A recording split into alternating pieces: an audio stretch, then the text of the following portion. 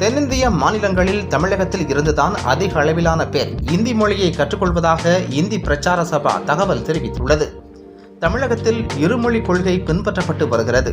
இந்தி திணிப்புக்கு பரவலாக எதிர்ப்பு இருந்தாலும் விருப்பப்பட்டு அதை கற்றுக்கொள்பவர்களுக்கு தடை ஏதும் இல்லை.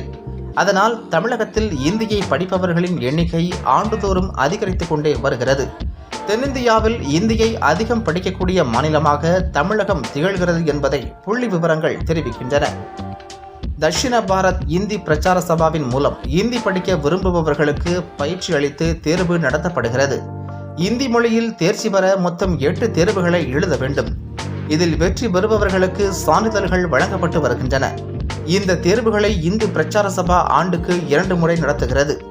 நடப்பாண்டில் தமிழகம், கேரளா, ஆந்திரா, கர்நாடகா ஆகிய தென் மாநிலங்களில் இருந்து 4,73,650 பேர் இந்தி தேர்வை எழுதியுள்ளனர். இவர்களில் தமிழகத்தில் இருந்து மட்டும் 3,54,655 பேர் தேர்வில் கலந்து கொண்டனர். இதேபோல் ஆந்திராவில் 1,04,959 பேர், கர்நாடகாவில் 5,584 பேர், கேரளாவில் 8,452 பேர் தேர்வு எழுதி உள்ளனர். மேலும் தமிழகத்தில் இருந்து இந்தி கற்க விரும்புவோர் எண்ணிக்கை ஆண்டுதோறும் குறைந்தது 5% வரை உயர்ந்து வருவதாக நிபுணர்கள் தெரிவிக்கின்றனர்.